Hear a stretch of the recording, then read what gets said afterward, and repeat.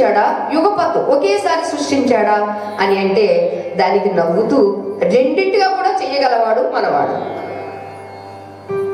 ఏకదం అంటారండి, ఏకదం సృష్టించగలడండి, క్రమక్రమంగా కూడా సృష్టించగలడండి. ఇది మనకు ఆలోచిస్తే జాగ్రత్త అవస్థలో క్రమక్రమంగా ఇల్లు కట్టాలనుకోండి, ఏకదం కట్టలేము. ఏం చేయాలి?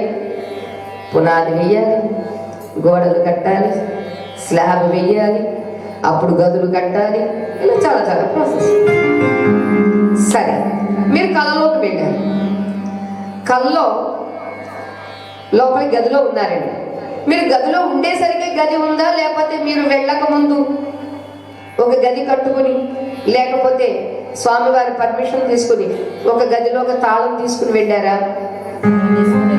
వెళ్ళేసరికి మీకు కళలోనే గది ఉంది, గదిలోనే అన్నీ ఉన్నాయి. మీరు వెళ్ళిన తర్వాత గ్లాసు, ప్లేటు, సూట్ కేసు అన్నీ అక్కడే ఉన్నాయి. ఇది యుగపత్. అర్థమైందమ్మా? అరే, మనకే ఇది సాధ్యమైతే భగవంతుడికి సాధ్యం కాదా? చిత్త 2 రకాలుగాను సృష్టించగలడు అని అంటూ ఓం అథ పురుషోహ వై నారాయణో కామయత. నారాయణుడు పురుషోత్తముడు ఒక్కసారి సంకల్పించాడటండి. ఆ సంకల్పంలో ఏమనుకున్నాడు? ప్రజా సృజాయేతి, ప్రజలను సృష్టించాలి అనుకున్నాడట. సృష్టించాలి అనుకున్నటువంటి ప్రజలు కాస్త ఏమయ్యారండి?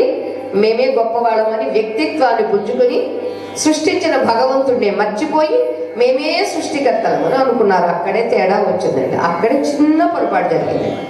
చిన్న పొరపాటు కాదులేండి, ఆలోచిస్తే చాలా పెద్ద పొరపాటు. సృష్టించిన వాడిని మర్చిపోయి నేనే సృష్టికర్తను అనుకోవడం పెద్ద పొరపాటు కదండి. జన్మనిచ్చినటువంటి అమ్మా నాన్నల్ని మర్చిపోయి అమ్మా నాన్నలపై అధికారం చలాయించడం అనేది తప్పు కదది. ఇవాళ అమ్మా నాన్నలు అక్కర్లేదు, భార్యా బిడ్డలు ఉన్నారు, భోగాలు ఉన్నవి, వాళ్ళ గురించి చెప్పుకోవాలంటేనే చిన్నదనం, నలుగురిలో పరిచయం చేయాలంటేనే చాలా అవమానం.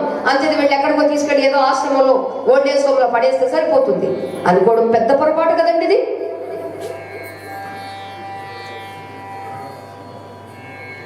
అలాగే మీరు చేసినట్లయితే రేపు మీ పిల్లలు పాపం మిమ్మల్ని ఏం చేస్తారు మీరు ఆలోచించుకోవాలి. ఇప్పుడు వీళ్ళకి ఓల్డేజ్ హోమ్లన్నా ఉన్నాయండి, అప్పటికి అవి కూడా ఫుల్ అయిపోయినాయి అనుకోండి, రోడ్డు మీద పెట్టేస్తారు మిమ్మల్ని. యాక్షన్ అండి, రియాక్షన్. సృష్టికి ఒక నియమం ఉందండి, నువ్వు ఏది చేస్తావో అదే నీకు వస్తుంది.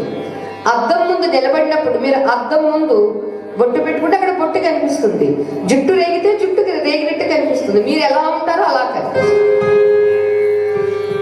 అద్దము చూపిన అడికలు అలామంబు పగిది అంటారు.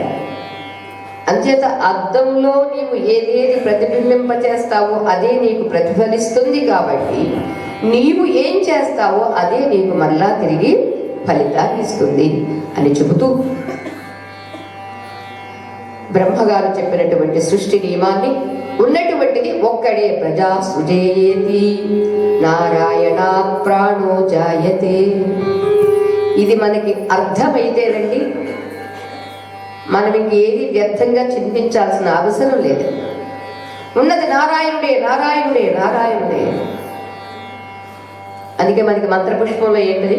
అంతర్బహిష్ట తత్ సర్వం వ్యాప్య నారాయణ స్థిత. అమ్మవారి గుడికి వెళ్ళండి అదే మంత్రపుష్పం అండి, అయ్యవారి గుడికి వెళ్ళండి అదే మంత్రపుష్పం అండి. అంటే ఏ దేవతకు ఆ దేవత మంత్రపుష్పం ఉండొద్దండి.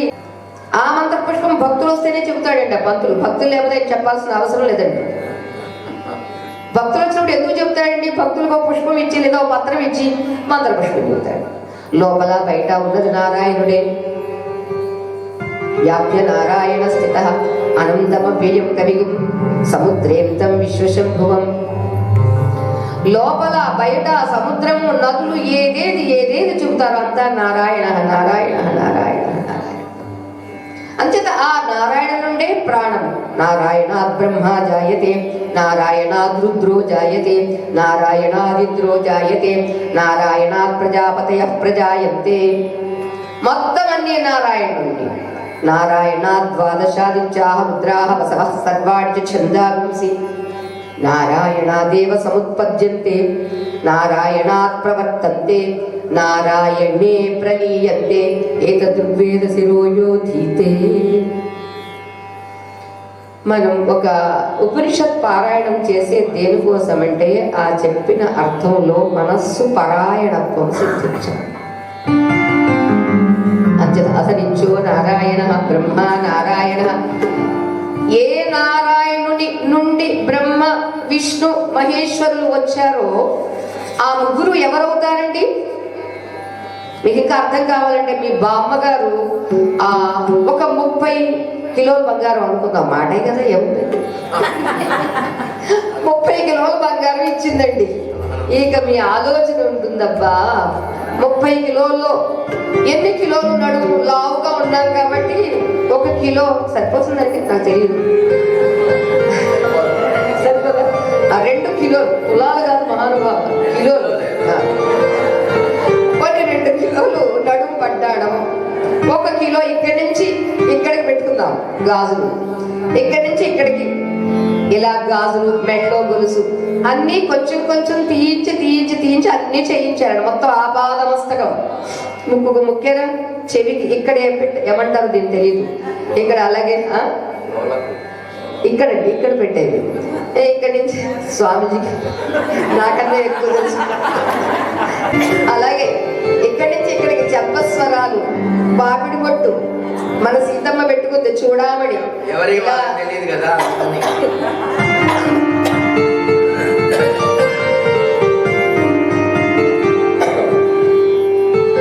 అంతట అన్ని నగలు చేయించారండి. ఎంతకి? వడ్డాణము బంగారం కదా, వడ్డాణం బంగారము, యాలకులు బంగారము, యాలకులు కాదు యాలక్కాయలు గుర్తొచ్చిందండి. లోలకులు బంగారం, ముక్కు పెట్టుకునే ముక్కెర బంగారం, మెడలో వేసుకునే గొలుసు బంగారం, వడ్డాణం బంగారం, కాళ్ళకు పెట్టుకునే అందెల బంగారం, అంతా బంగారం బంగారం బంగారం. అలానే నారాయణుని నుంచి వచ్చినటువంటి జీవుడు బంగారం, పశువు బంగారం. అంటే జీవుడు నారాయణుడు, పశువు నారాయణుడు, పక్షి నారాయణుడు, చెట్టు నారాయణుడు, పుట్ట నారాయణుడు, గుట్ట నారాయణుడు. నారాయణుడు కానిది ఏముంది? ఇదండి మనకు అర్థం కావాల్సింది, అది చెబుతున్నారు. అంచేత నిత్యమైనటువంటి వాడు నారాయణుడు. అనిత్యమైనటువంటిది ఏమిటి? మీరు ఎంత కష్టపడి చేయించుకున్నారు బంగారం, వడ్డాడం, గొలుసులు అవన్నీ. తిరిగి మళ్ళీ మీ అమ్మాయికి పెళ్ళైనప్పుడు మీ అమ్మాయికి ఆ నగలిస్తే ఇదంతా ఓల్డ్ పోవడం మాకు నచ్చలేదు అని తీసుకెళ్ళి మళ్ళీ ఏం చేస్తుందండి? కంసానికి ఇచ్చేస్తుందండి. మళ్ళీ ఆ కంసాలు ఏం చేస్తాడండి? బంగారాన్ని చేసేస్తాడండి, ముద్దను చేసేస్తాడండి. ముద్దను చేసిన తర్వాత ఆ అమ్మాయికి ఏ లేటెస్ట్ మోడల్ కావాలో ఆ మోడల్ మళ్ళీ చేసి ఇస్తాడు కదా. అలానే మన శరీరాలు ఓల్డ్ అయిపోయిన తర్వాత మళ్ళా యముడు అనేటటువంటి కంసాలకి ఇచ్చేస్తే మళ్ళా రీమోడల్ చేసి మళ్ళా అందమైన రూపాన్ని ఇచ్చి, మంచి శక్తిని, మంచి పటుత్వాన్ని ఇచ్చి మళ్ళా ఇస్తాడు. సృష్టి చాలా ఆశ్చర్యమండి ఆలోచిస్తే, అవలోకిస్తే. అంచేత ఇక్కడ ఇదంతా బ్రహ్మదేవుడు నారద మహర్షితో చెబితే ఆ నారదుడు చాలా ఆశ్చర్యపోతాడు. ఆ విషయాన్నే నారద మహర్షి మా తండ్రికి వ్యాస మహర్షికి చెబితే వ్యాస మహర్షి ద్వారా విన్నటువంటిది నేను నీకు చెబుతున్నాను అని అంటూ, ఆపై దితి కశ్యపుడు, మరీచి మహర్షి యొక్క పుత్రుడు కశ్యపుడు. కశ్యప మహర్షికి 2 భార్యలండి. దీనిలో మనకి ఈ యుగాలు, ఆ యుగాలలో స్వయంభువ మనువు పుట్టడం, దీనిలో వరాహావతారం కూడా చెప్పారండి. వరాహావతారాన్ని కొంచెం మనం వివరించుకుందాము. ఒకనాడు హిరణ్యాక్షుడు, నిన్న మనం చెప్పుకున్నాం, హిరణ్యాక్షుడు భూమిని చుట్టుకుని పాతాళంలో దాగి ఉంటే బ్రహ్మగారికి బాధ కలిగి ఏమవుతుందండి? కళ్ళనంటే నీరు వచ్చి ముక్కు కాస్త దిబ్బడ వేస్తుంది. ఆయనకి జలుబు చేసి తుమ్ము వచ్చింది. తుమ్ము వచ్చేసరికి చిన్న వరాహ పిల్ల కింద పడింది. చిన్నది, ముక్కులోంచి ఎంత ఉంటుందండి? మనకేమిటి ముక్కులో ఉన్న వాటిని ఏమంటాము? అలా తుమ్మితే పడిందండి. చిన్న పిల్ల చూస్తూ ఉండగానే ఆ చిన్న పిల్ల చాలా పెద్ద వరాహమైంది.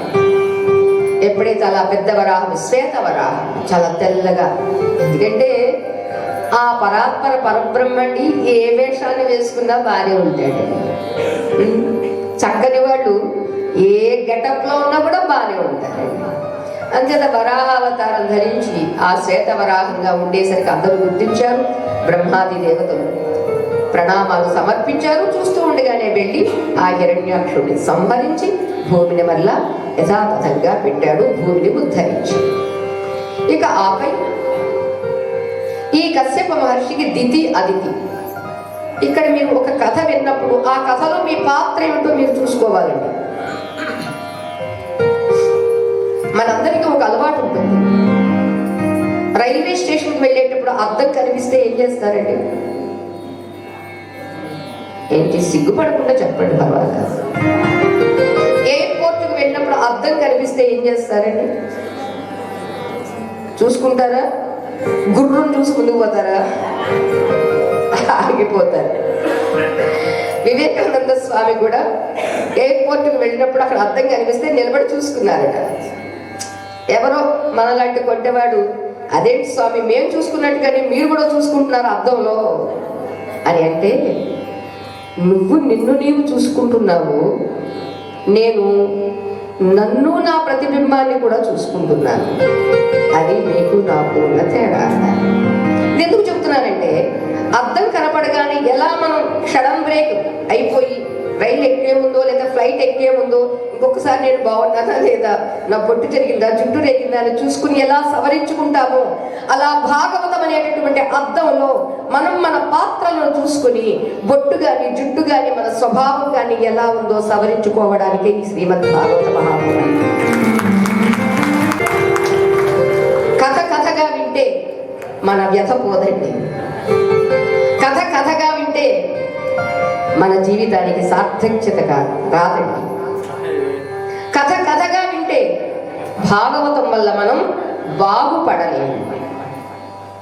బాగవుదామని కదా. అసలు చెడిపోయామని ఎవరన్నారండి అని అంటారా మీరు? చెడిపోలేదు, కానీ తగినంత బాగులేదు, ఉండాల్సినంత బాగులేదు. అవునా కదా? మీకే కాదు, మాకు కూడా తగినంత, ఉండాల్సినంత పెర్ఫెక్షన్, పరిపూర్ణత, సమగ్రత అనేది లేదు. కాబట్టి మనం భాగవతం అంటూనే వింటూనే ఉంటాం. అందుచేత ఇక్కడ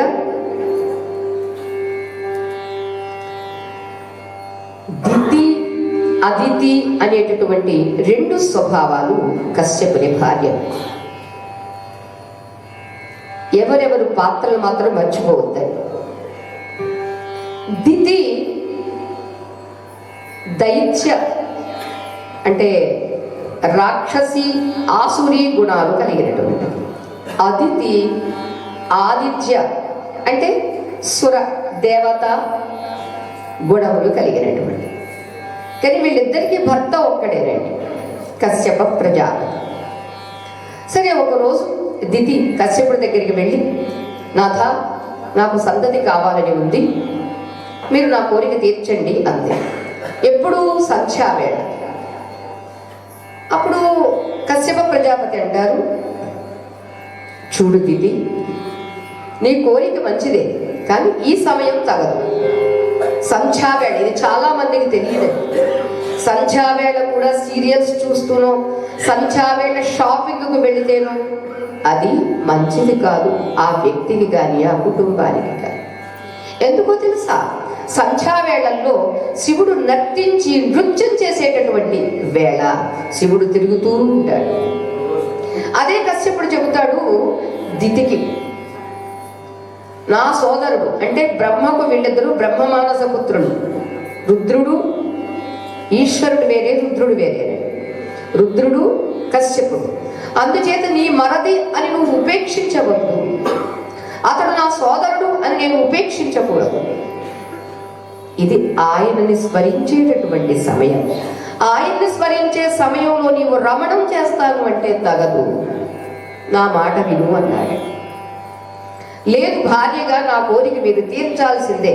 నిజంగానండి, ఆడవాళ్ళల్లో కొంతమందిని చూస్తాము మేము, చాలా జ్ఞానయజ్ఞాలకు వెళ్ళినప్పుడు వాళ్ళ ఇళ్లల్లో ఉన్నప్పుడు ఆ స్త్రీల స్వభావం అంటే ఇలా పబ్లిక్గా చెబుతున్నారని ఏమీ అనుకోవద్దు. ఆ పురుషుడు గయ్యాళి భర్త అనేది ఎక్కడ మనకి పదం కూడా ఎక్కడ లేదండి. ఏంటి స్వామిజీ మీరు నవ్వడం బాగాలేదు.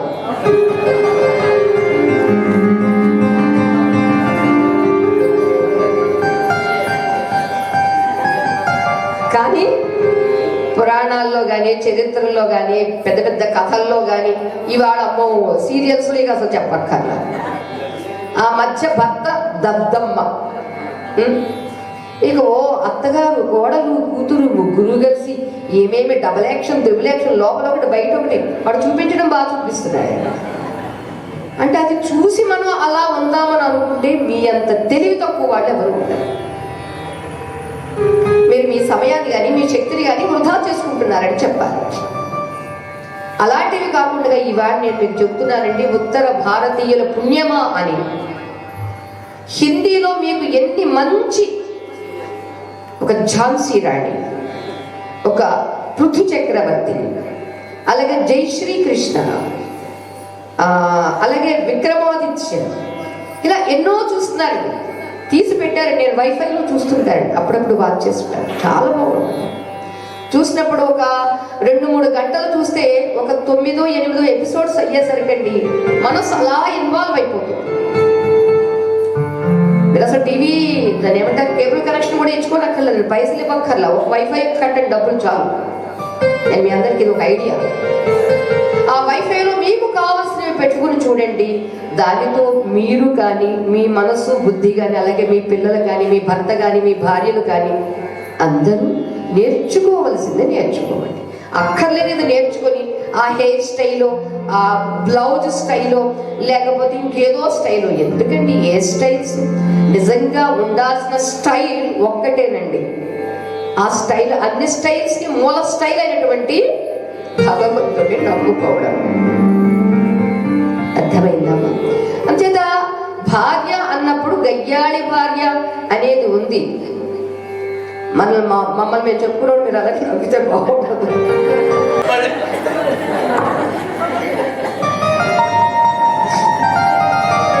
శాస్త్రం ఎప్పుడు సత్యమే మాట్లాడుతుందండి కదా. శాస్త్రం ఎప్పుడు భయపడదు, సిగ్గుపడదు, సత్యాన్ని చెబుతుంది. ఏమిటంటే మాతాజీ ఎంత క్లియర్ గా చెప్తుందో, అంటే ఆడవాళ్ళ విషయంలో నేను చెప్పలేనని నేను నవ్వుకుంటున్నాను. ఏం లేదు, మీరు చెప్తే ఊరుకోం కదా. స్వామిజీ చెప్తే మీరు అక్కడ ఊరుకోరు, పక్కన ఉన్నా కూడా ఏం కూడా ఊరుకోకూడదు మీకోసం. అంచేత ఆ దితి ఎంత ఒత్తిడి చేసింది అంటే నేను చాలా చోట్ల చూస్తుంటానండి. అంటే స్త్రీలకు విద్య దేనికోసం అంటే నీవు దేనికోసం భర్తను ఒత్తిడి చెయ్యాలో దానికోసం చెయ్యాలి, ఎప్పుడు చెయ్యాలో అది కూడా తెలిసి చెయ్యాలి. దానికోసమేనండి విద్య. మరి కొంతమంది మహారాణులు కూడా జ్ఞానము లేనటువంటి భర్తలకు జ్ఞానోపదేశం చేసినటువంటి సాధ్వీమతలు ఎందరో ఉన్నారండి. ఒక హేమలేఖ, ఒక చూడాల, ఒక మైత్రి, ఒక గార్గి, ఇంకా లోపాముద్ర, ఇలా ఎందరో ఉన్నారండి. వాళ్ళందరినీ గుర్తు తెచ్చుకుంటే మీరందరూ కూడా ఆ దారిలోకి వెళ్ళడానికి ప్రయత్నం చేస్తారండి. మీకు రాజకీయంగా వెళ్ళాలని ఇంట్రెస్ట్ ఉందా? ఝాన్సీ లక్ష్మీబాయిని తీసుకోండి, రాణి రుద్రమదేవిని తీసుకోండి, మీ పిల్లలను అలా తయారు చేయండి. లేదు భక్తులుగా ఉందామనుకున్నారా? చక్కగా సాధ్వీమ తల్లుల్లాగా ఎందరో ఉన్నారు. మనకు ఆదర్శం లేకపోవడం లేదండి. ఆదర్శము అనే శబ్దము సంస్కృతంలో అద్దము అని అర్థం అండి. తెలిసింది. రామచంద్రుడు ఆదర్శం. రామచంద్రుడిని అర్థంలో చూసుకో, సవరించుకో. ద్రౌపది అనేది ఒక ఆదర్శం. ఓకే, స్త్రీ ఎలా ఉండవచ్చో నేర్పిస్తుంది. ఏ సమయంలో భర్తను ఎలా రెచ్చగొట్టాలో, ఎప్పుడు రెచ్చగొట్టాలో, ఎప్పుడు అణిచిపెట్టాలో కూడా ద్రౌపది దేవిని చూసి నేర్చుకోండి. సీతమ్మ తల్లి కూడా చెబుతుందండి రామచంద్రుడికి. అంచేత స్వేచ్ఛ ఇవాళ కొత్తగా మనం కోరుకుంటున్నాం. ఇవాళ వచ్చేసింది, సమానత్వం వచ్చేసింది. చెప్పనా? సమానత్వం కాదు, మహోన్నత్వమే ఉంది ఆనాడు. ఇంకా ఇవాళ మహోన్నత్వం కావాలంటే మీరందరూ చెయ్యాల్సింది చాలా ఉందండి. పిచ్చి పిచ్చి సీరియల్స్ చూసి చెడిపోవద్దండి. మన సాధ్యమతలను గుర్తు తెచ్చుకుని మహోన్నత స్థాయికి వెళ్ళండి. అప్పుడు పురుషులందరూ కూడా మిమ్మల్ని ఆదరిస్తారు, గౌరవిస్తారు.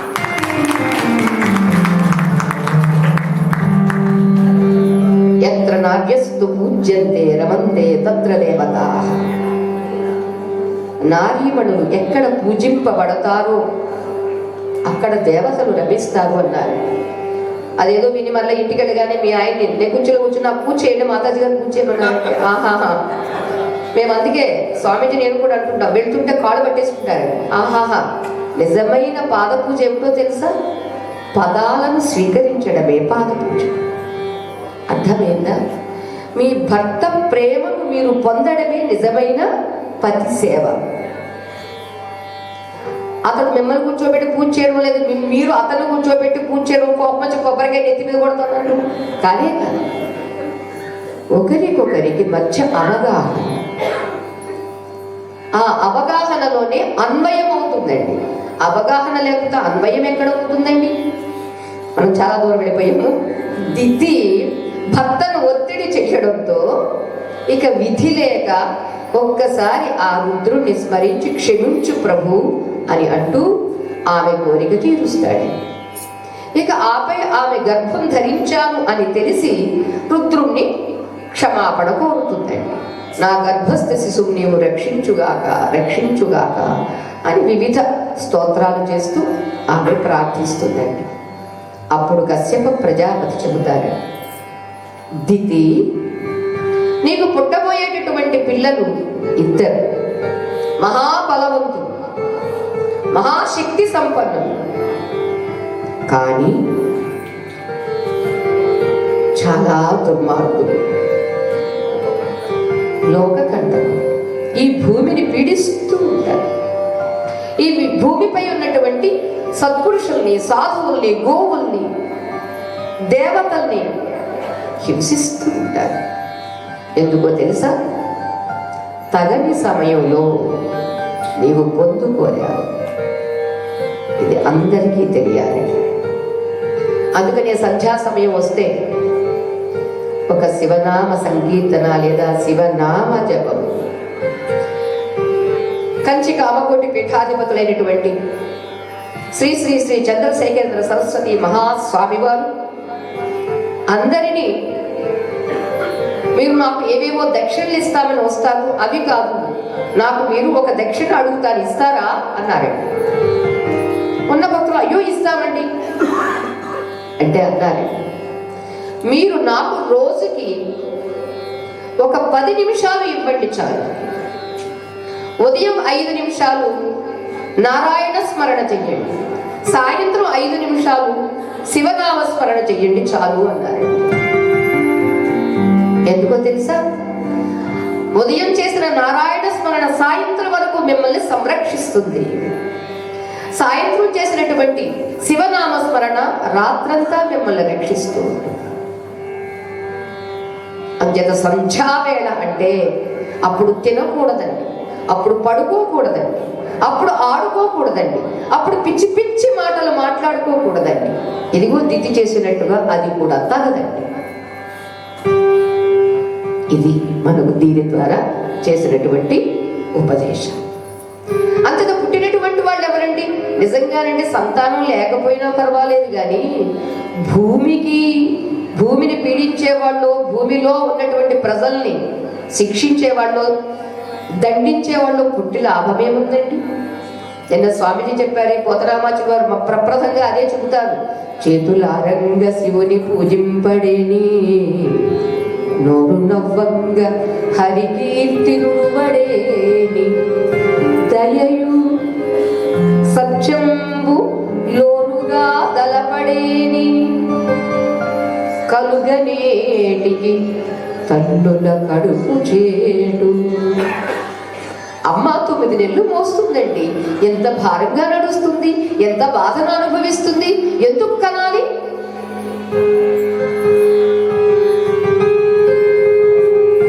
చేతులు అరిగేట్టుగా శివ పూజ చేస్తే శభాష్, అమ్మ శ్రమ వృధా కాలేదు. నోరు నొప్పు పుట్టేట్టుగా ఆ హరికీర్తన చేశాడు. శభాష్! ఎంత దయండి, ఎంత భూతదయ! వాడు సత్యాన్నే మాట్లాడతాడు. ఎస్, ఆ అమ్మ కన్నందుకు, ఆ అమ్మ మోసినందుకు ప్రాణం పోయినా పర్వాలేదు, నా వంశం నిలబడాలి అనేటటువంటి త్యాగము గాని సామర్థ్యం గాని మా స్త్రీమూర్తికే ఉంది, కానీ ఇది పురుషుడికి చెల్లదు.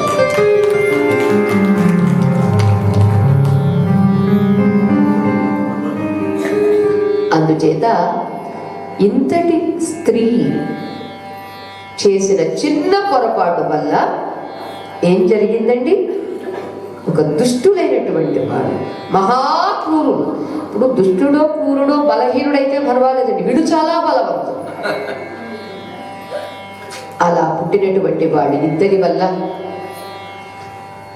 కశ్యపుడు చెబితే దితి చాలా బాధపడుతుంది.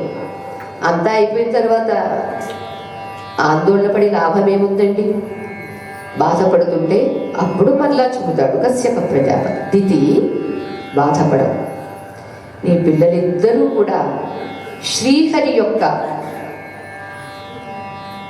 సాన్నిధ్యంలో శ్రీహరి ద్వారానే ఇద్దరు ముక్తిని పొందుతారు అని చెబుతాడు. అమ్మయ్య అనుకుంటుంది. సరే, వీళ్ళిద్దరు పుట్టారు. పుట్టినటువంటి వీళ్ళిద్దరూ తపస్సులు చేశారు. నిజంగా ఒక రకంగా నాకు అనిపిస్తుందండి, మనకన్నా రాక్షసులే ఈ గుణంలో బెటర్ అనిపిస్తుంది. ఏది కావాల్సిన ముందు తపస్సు చేస్తారండి. మనమైతే తపస్సు చెయ్యం. పిల్లల కోసమని ఏ డాక్టర్ దగ్గరికి వెళ్ళాలా, లేకపోతే భాగవత మహాత్మ్యంలో పండించినట్టుగా ఏ స్వామిజీ దగ్గరికి వెళ్తే పండిస్తారా అని అనుకుంటామే తప్ప మనకే మనం ఎంతవరకు చెయ్యగలము? విష్ణు సహస్రనామాన్ని నిష్టగా చెయ్యండి, లలితను నిష్టగా చెయ్యండి, ఫలితం ఎందుకు రాదో చూద్దాం. అరే, శక్తులన్నీ, తాహత్తులన్నీ, నిధులన్నీ నీ దగ్గర పెట్టుకొని ఎవరినో అర్థించడం ఏమిటి? అంతేత తపస్సుకు వెళ్ళారండి. ఆ తపస్సులో బ్రహ్మగారు ప్రత్యక్షమయ్యారు. వరం కోరుకోమన్నారు. కోరుకున్నారు. ఆ కోరుకున్నటువంటి వరంలోనే హిరణ్యాక్షుడు బల గర్వితుడై భూమిని చుట్టగా చుట్టాడు. అదే మనం వరాహావతారం గురించి అని చెప్పుకున్నాం. ఇక శౌనకాది మునింద్రులు అడిగారండి, అవును, హిరణ్యాక్ష హిరణ్యకశిపులు ఇద్దరూ కూడా దుర్మార్గులన్నారు, దుష్టులన్నారు, శ్రీహరి చేతిలో ఎలా మోక్షం వచ్చింది వాళ్ళకి అని ప్రశ్నిస్తే దానికి మరలా ఒక ఉపాఖ్యానం చెప్తున్నారు. సనక సనందనాది సనత్ కుమార సనత్ సుజాతీయులైనటువంటి బ్రహ్మ మానస పుత్రులు ఒక రోజున వైకుంఠనాథుణ్ణి దర్శనం చేసుకుందామని వెళ్ళినప్పుడు అక్కడ జయ విజయులు ద్వారపాలకులు నుండి, అరే మీరు వెళ్ళకూడదు, స్వామి దర్శనానికి ఇప్పుడు తగదు అన్నారండి. ఎవరికైనానండి కొంత ఇంగిత జ్ఞానము అంటారండి, ఇంగ్లీష్లో కామన్ సెన్స్ అంటారండి. అతడు ఒక వాచ్మెన్ కావచ్చు, లేకపోతే ఒక పిఏ కావచ్చు, ఎవరైనా సమయ సందర్భాలను బట్టి ఎలా మసులుకోవాలో అని మనకి ఆంజనేయ స్వామి చాలా చక్కగా నేర్పిస్తాడండి. ఒక దాసుడు ఎలా ఉండాలి, ఒక స్నేహితుడు ఎలా